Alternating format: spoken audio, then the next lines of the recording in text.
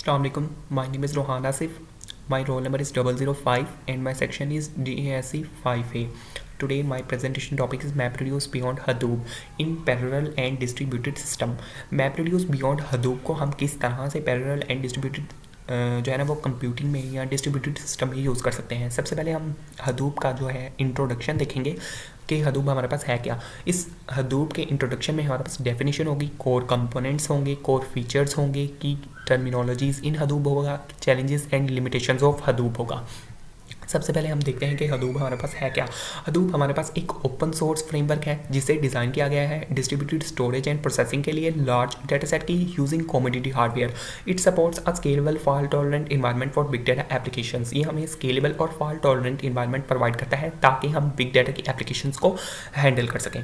Core features की अगर हम बात करें तो इसमें हमारे पास सबसे पहला कोर फीचर है स्केलेबिलिटी। स्केलेबिलिटी का मतलब होता है एडिंग अप थिंग्स, किसी भी चीज़ का इजाफा करना, easily handle growing volume of data.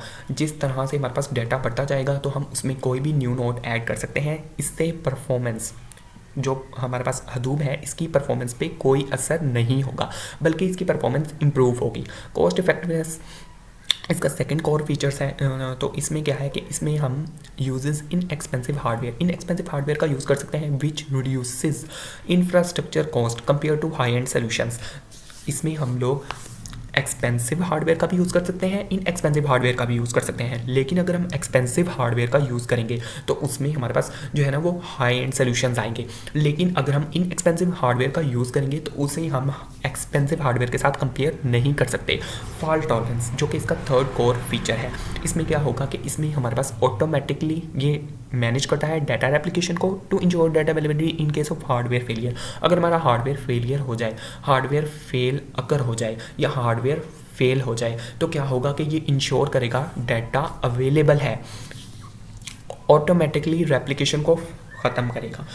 Distributed storage and processing ये हमारे पास इसका फोर्थ कोर फीचर है। इसमें क्या होगा कि हम स्प्लिट करते हैं डाटा को अक्रॉस मल्टीपल सर्वर्स में, पैरेलल प्रोसेसिंग को अलाउ करते हैं for effective handling of big data workloads, ताकि वो बिग डाटा के वर्कलोड को हैंडल कर सके। अगर हम कोर कंपोनेंट्स की बात करें तो इसमें हमारे पास दो कोर कंपोनेंट है, HDFS और MapReduce। HDFS क्या है? हदूप डिस्ट्रीब्यूटेड फाइल सिस्टम। इसमें हमारे पास दो फर्दर आगे पार्ट्स हैं, name node and data node. Name node हमारे पास मास्टर नोड होता है जो कि डाटा नोड से वर्क कर पाता है। डाटा नोड हमारे पास स्लेव नोड होता है। नेम नोड क्या करेगा कि वो मास्टर नोड की तरह एक्ट करेगा, मेटा डाटा को मैनेज करेगा, स्टोरेज हायरार्की को देखेगा and coordinating access across the network. Data node क्या करेगा कि each data node stores block of actual data. ये एक्चुअल डाटा के ब्लॉक्स को स्टोर करेगा, communicate with the name node, मतलब नेम नोड या मास्टर नोड से कम्युनिकेट करेगा और उसे प्रोवाइड करेगा रिडंडेंसी और फॉल्ट टॉलरेंस कि कहाँ पे रिडंडेंसी हो रही है, डुप्लीकेशन आ रही है और कहाँ पे फॉल्ट टॉलरेंस अकर हो रही है। मैप रिड्यूस जो कि हमारे पास प्रेजेंटेशन में हमारा मेन टॉपिक है, मेजर टॉपिक है। मैप रिड्यूस में क्या होगा कि हमारे पास इसमें कुछ फेजेस या कुछ स्प्लिटिंग या कुछ मैपिंग परफॉर्म हो रही होती है। सबसे पहले हमारे पास जो भी डाटा आएगा हम उसकी इनपुट स्प्लिटिंग करेंगे, फिर उसके बाद हम उसकी मैपिंग करेंगे, फिर हम उसे रिड्यूसिंग फेज में लेके जाएंगे। जैसा कि हमारे पास पीपीटी है उसमें हमने एक इसकी डायग्राम ली हुई है। सबसे पहले हमारे पास कोई भी क्लाइंट आएगा, क्लाइंट के पास डाटा होगा, डाटा को हम मैप करेंगे। ये क्लाइंट है, ये डाटा को मैप किया डिफरेंट पार्ट्स में, फिर इसके बाद ये रिड्यूसर्स में चला जाएगा, इसको रिड्यूस करेंगे, रिड्यूस करने के बाद हम कंपाइल आउटपुट करेंगे और फिर अपने क्लाइंट को जो है वो फाइनल रिजल्ट प्रोवाइड कर देंगे। अब ये काम किस तरह से कर रहा होता है? ये काम इस तरह से करता है कि इनपुट स्प्लिटिंग में क्या होगा कि हमारे पास जो डाटा होगा ना वो बिग होगा तो हम उसे स्मॉलर मैनेजेबल चंक्स में डिवाइड करेंगे।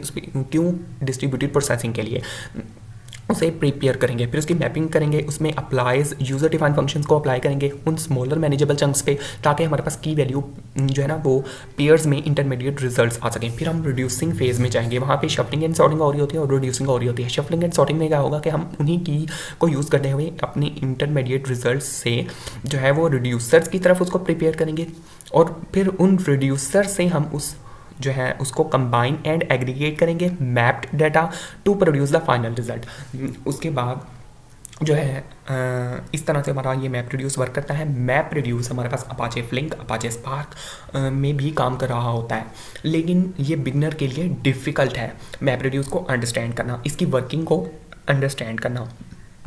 उसके बाद अगर हम की टर्मिनोलॉजीज इन हदूप की बात करें तो इसमें हमारे पास 4 की टर्मिनोलॉजीज हैं। इनपुट एंड आउटपुट, किस तरह से डेटा सिस्टम में इंटर हो रहा है और किस तरह से आउटपुट हो रहा है, या किस तरह से उसकी रिजल्ट्स निकाले जा रहे हैं, उसका क्या फॉर्मेट है, उसमें कंबाइनर्स क्या रोल प्ले कर रहे हैं, पार्टीशनर्स क्या रोल प्ले कर रहे हैं। कंबाइनर क्या करते हैं कि वो रिड्यूस करते हैं डाटा के वॉल्यूम को, सेंड टू रिड्यूसर्स के पास। उससे क्या होगा कि मिनिमाइजिंग नेटवर्क यूसेज होगा।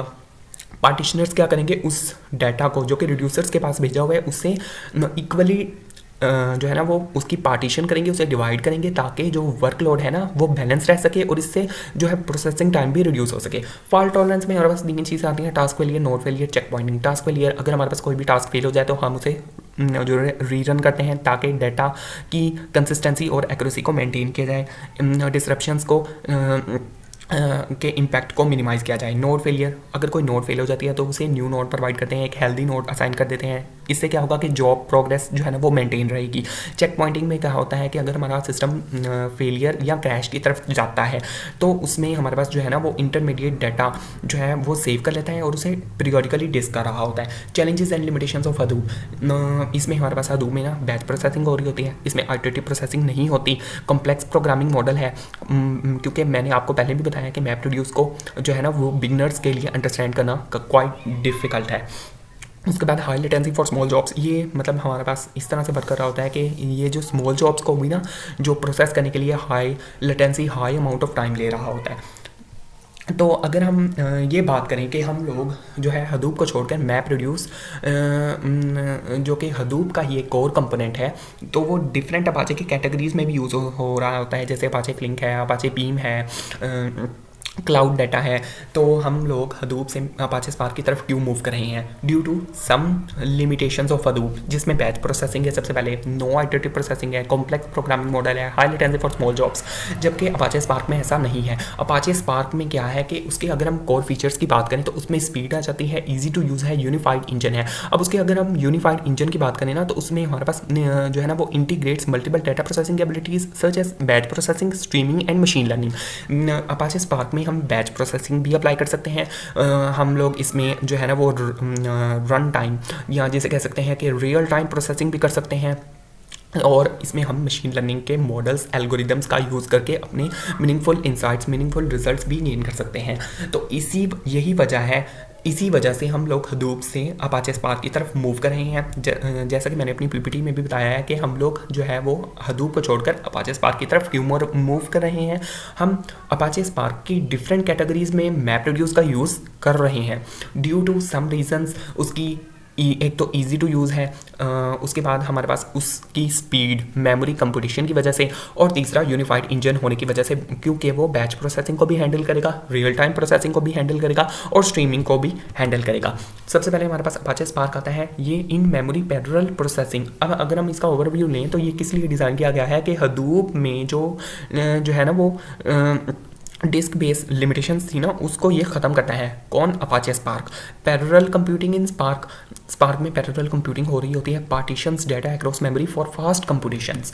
उसके बाद अगर हम डिस्ट्रीब्यूटेड आर्किटेक्चर की बात करें तो स्केलेबल है, अक्रॉस नोड्स है, सपोर्ट रियल टाइम एनालिटिक्स। जैसा कि मैंने आपको पहले बताया है कि हमारे पास जो अपाचे स्पार्क है वो बैच प्रोसेसिंग को भी अलाउ कर रहा होता है और रियल टाइम प्रोसेसिंग को भी अलाउ कर रहा होता है। अगर हम अपाचे बीम की बात करें तो इसमें unified API for both batch and stream processing. ये सारी चीज़ें जो हमारे पास API, speed, easy to use, memory computation, unified engine, ये सब हमारे पास अपाचे स्पार्क में आ जाती है। अगर हम सिर्फ अपाचे स्पार्क को ही डिस्कस कर लें तो वही हमारे पास मेन है। उसके बाद ये उसकी फर्दर सब कैटेगरीज बनाई हुई हैं, अपाचे बीम है, अपाचे फ्लिंक है, अपाचे स्पार्क जो इसका मेन है।